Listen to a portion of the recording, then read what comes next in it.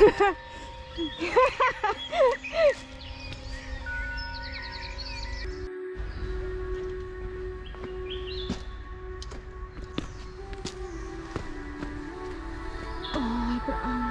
cùng xin gặp vài đừng cùng chọn chọn hả ngay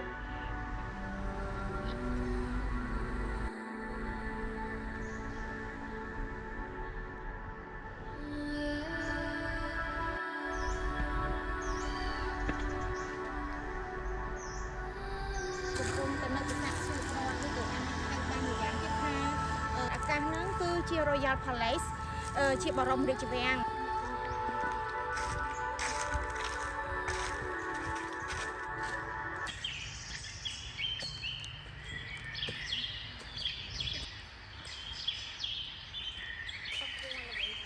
អូខេ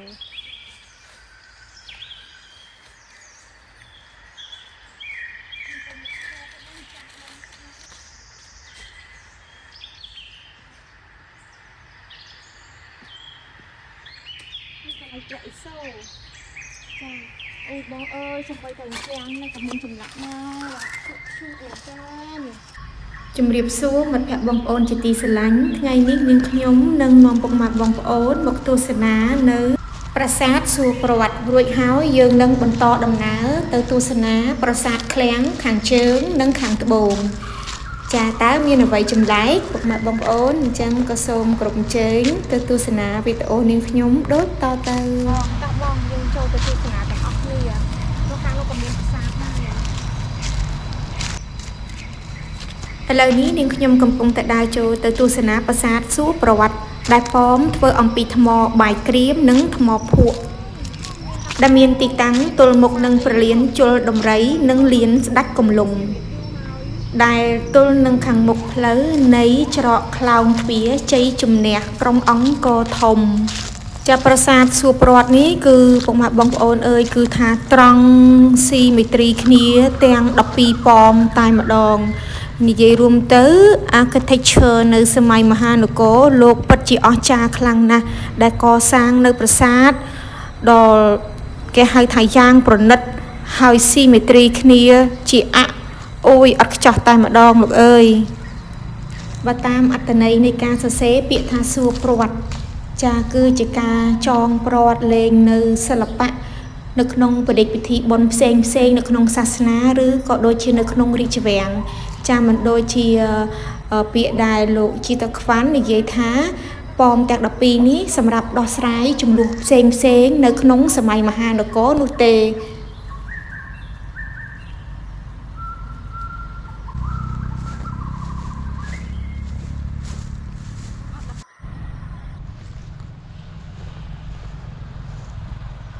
មើលកុំព្យូទ័រឃើញស្អាតហើយ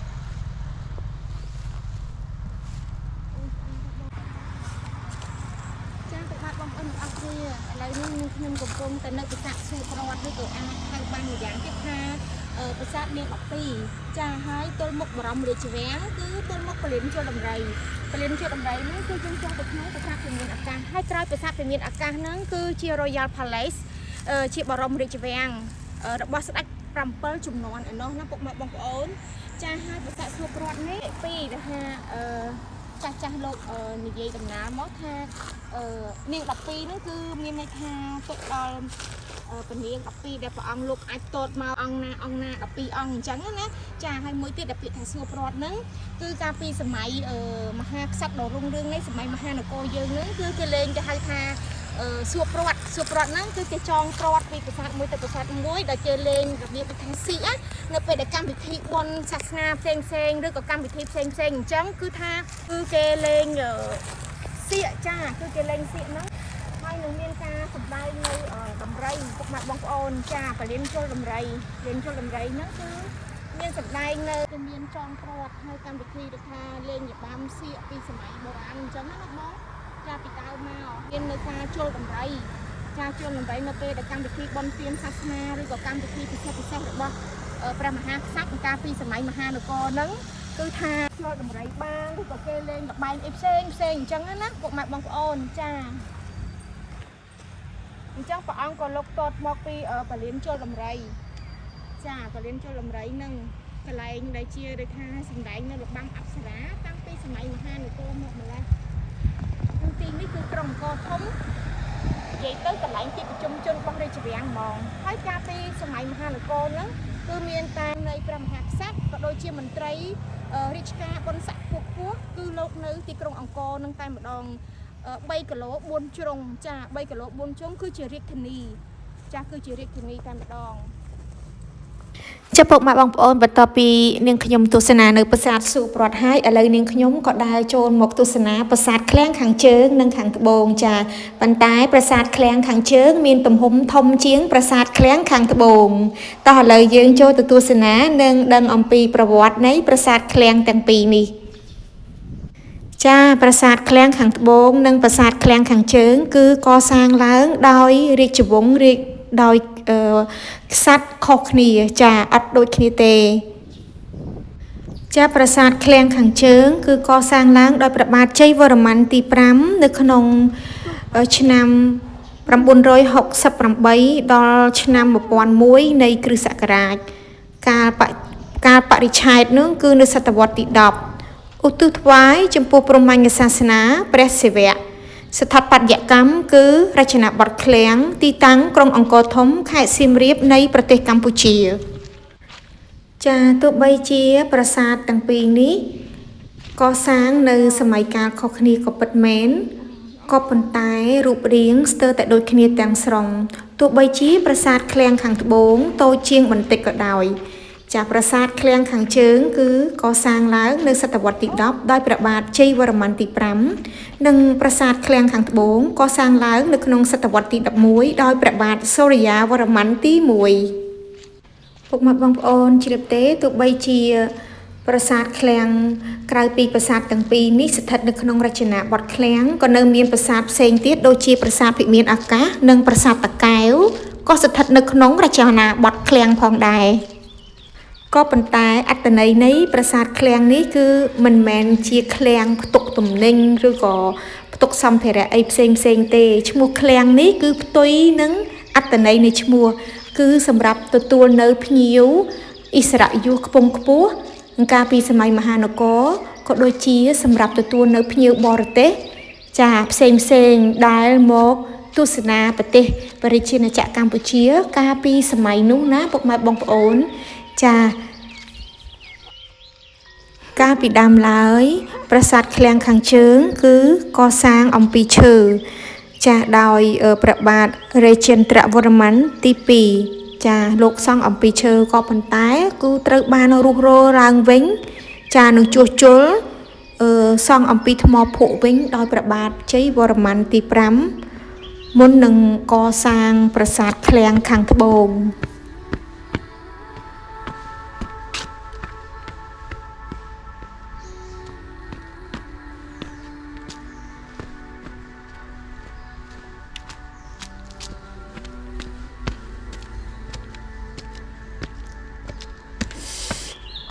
ព្រះអង្គគុំសូមក្រាបថ្វាយបង្គំ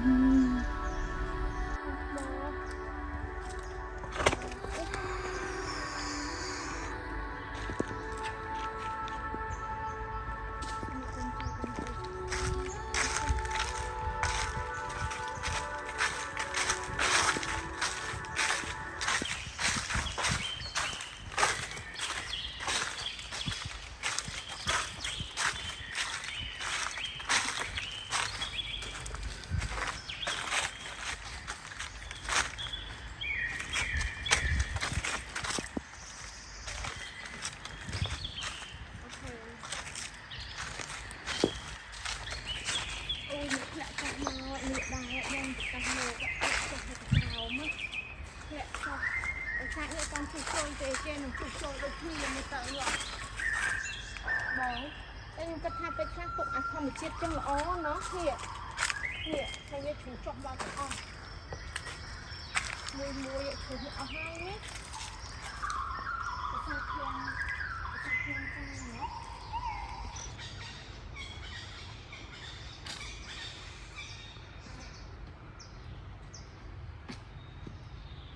នេះ cái lông trẻ xô đã bóng lông trẻ xô lông trái sông gặp lông trái sông một xa xa này bữa sáng này cứ tôi chụp bút ra sát na Hindu nị cai trẻ xô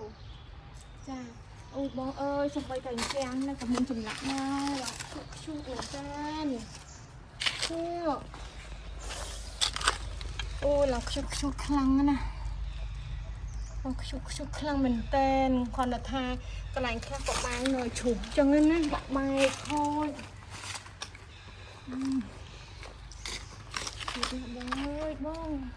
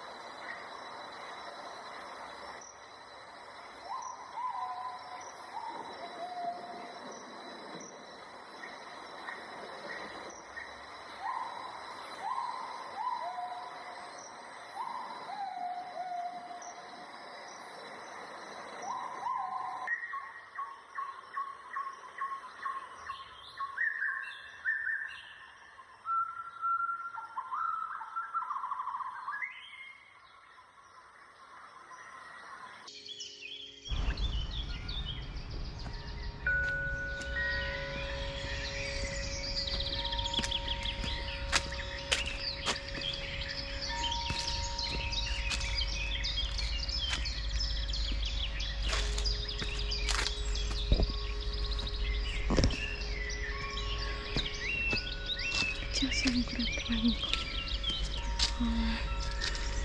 bất chợt chán nữa có con này sắp tới chỉ cả đó không có một hot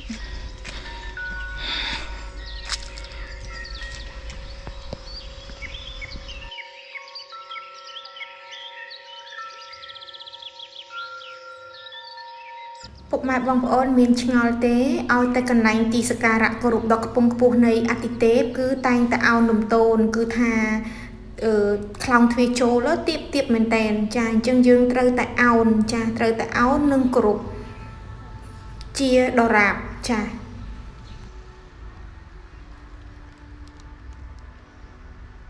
ញភ្ញៀវដែរយើងបរទេសជិះម៉ូតូមករៀងរាល់ពេលដែលនាងខ្ញុំទៅទស្សនាប្រាសាទផ្សេងនាងខ្ញុំតែងតែលើកដៃសំពះនិងបន់ស្រន់គោរពចំពោះដល់បុព្វបុរសខ្មែរ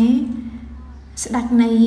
មហានគរខ្មែរដែលលោកបន្សល់ទុកគេមរតកដ៏អស្ចារ្យដល់កូនខ្មែរគ្រប់រូបរៀងរាល់ពេលដែលខ្ញុំឡើងទៅកំពូលនៃកណ្ដាលនៃប្រាង្គប្រាសាទនាងខ្ញុំតែងតែសូមអនុញ្ញាតជានិច្ចសូមអនុញ្ញាតម្ចាស់ទឹកម្ចាស់ដីបុព្វបុរសខ្មែរគឺនាងខ្ញុំសូមអនុញ្ញាតឡើងទៅទស្សនាកុំឲ្យលោកប្រកែកប្រកាន់កូនចៅបើសិនជាមានការខុសឆ្គងដោយប្រការណាមួយដូច្នេះពុកម៉ែបងប្អូនយើងគួរតែធ្វើបែបនេះទោះគោរពដល់បារមីផ្លូវក្នុងក៏សូមឲ្យលោកអនុញ្ញាតឲ្យយើងចូលមើលដោយរីករាយ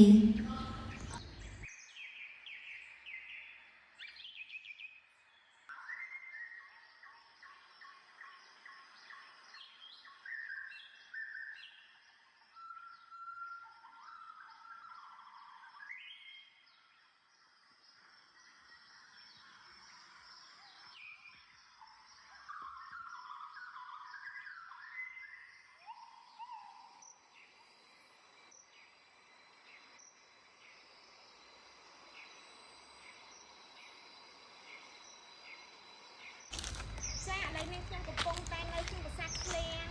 ឥឡូវនេះខ្លាំងពីយើងចេញមកពីពលានជើដំរីហើយជុំវិញឲ្យប្រាសាទសួរព្រាត់និយាយទៅគឺជាប្រាសាទក្រុមព្រះពិទូហើយទៅខាងមុខទៀតគឺប្រាសាទជោមចាទេសភាពស្អាតខ្លាំងណាស់ដោយថាប្រាសាទមានការបាក់បែកក៏ប៉ុន្តែមិនទាន់បានជួសជុលនៅឡើយទេពុកម៉ាក់បងប្អូនប៉ុន្តែយើងមើលទៅយើងមានអារម្មណ៍ថា Amazing មែនតើអូយអស្ចារ្យណាស់បងអើយ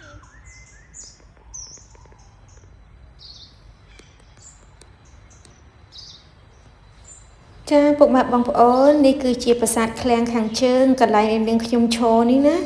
ចាព្រោះប្រាសាទឃ្លាំងខាងជើងមានទំហំធំជាងប្រាសាទឃ្លាំងខាងត្បូងដែលកសាងឡើងដោយព្រះបាទជ័យវរ្ម័នទី5ព្រះអង្គគឺជាបុត្រារបស់ព្រះបាទ រេជេចន្ទ្រវរ្ម័នទី2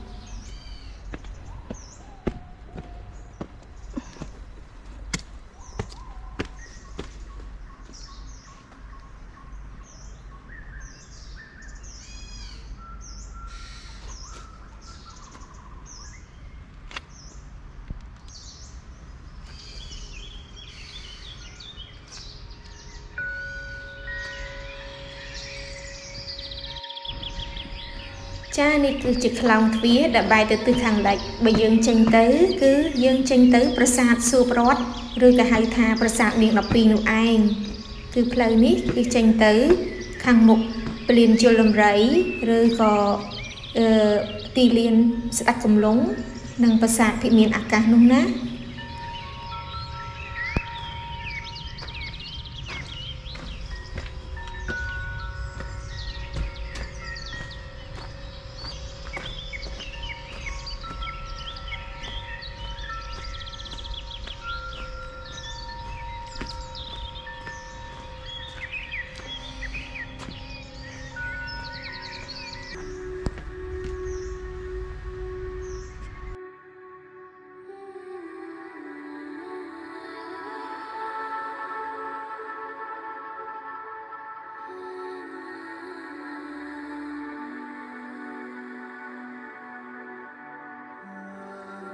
ចាបន្ទាប់ពីទស្សនាចប់ឥឡូវនាងខ្ញុំចុះមកពីប្រាសាទឃ្លាំងខាងជើងពេលដែលពុកម៉ែបងប្អូនជើញមកទស្សនាប្រាសាទឃ្លាំងគួរតែដើរឲ្យសពដូចនាងខ្ញុំអញ្ចឹងណាចាគឺដើរជុំវិញប្រាសាទឡើងសពហ្មងហើយសប្បាយថាំងបើសិនជាបានអង្គុយតាំងសមាធិមិនដឹងជាស្រស់ស្រាយប៉ុណ្ណាទេប៉ុន្តែមិនហ៊ានធ្វើទេព្រោះដៃខ្លាចស្ងាត់ណាមួយទៀតខ្លាចសัตว์អីមិនល្អអីអញ្ចឹងណាពុកម៉ែបងប្អូនចាប៉ុន្តែគាត់នៅសម័យព្រោះពេលបានមកលេងហើយមានអារម្មណ៍ថាក្នុង